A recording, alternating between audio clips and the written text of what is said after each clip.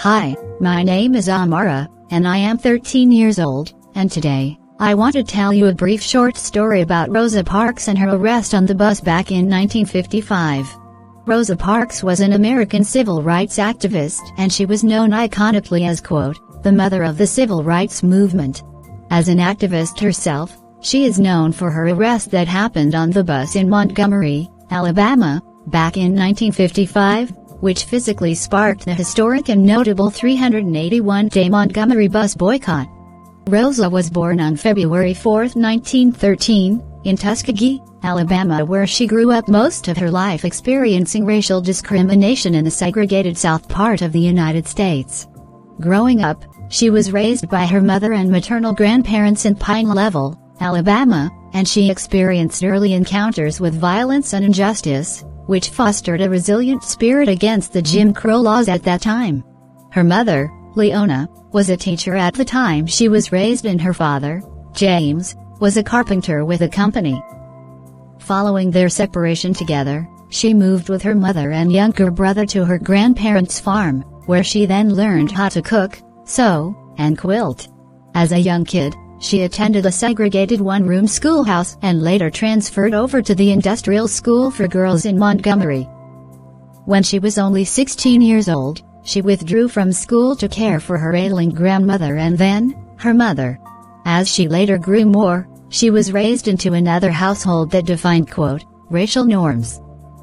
Her grandfather, in which he was a former slave, frequently armed himself with a weapon to protect their home from Ku Klux Klan violence.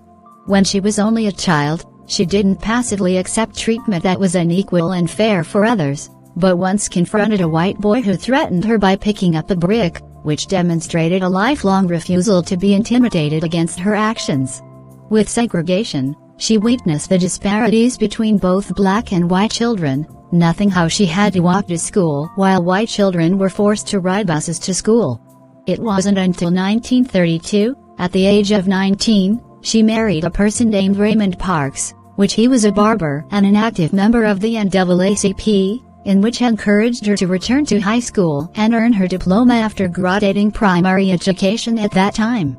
On December 1, 1955, she was arrested for violating the city of Montgomery's segregation ordinances after refusing to get up from her seat, which was an act of defiance that became a catalyst for the civil rights movement.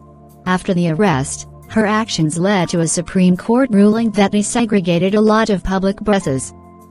She later then moved to Detroit, Michigan, where she then continued and fought for her work for justice and equality. The arrest sparked a lot of controversy, which resulted in the historic known 381-day Montgomery bus boycott, which people protested in to promote equal treatment after the Supreme Court ruled out a desegregation process to make public transportation more usable by everyone regardless of color, but that wasn't the specific case at all. In 1999, Rosa was awarded the Congressional Gold Medal and became the first black woman to lie in honor at the U.S. Capitol in 2005. Rosa unfortunately passed away on October 24, 2005.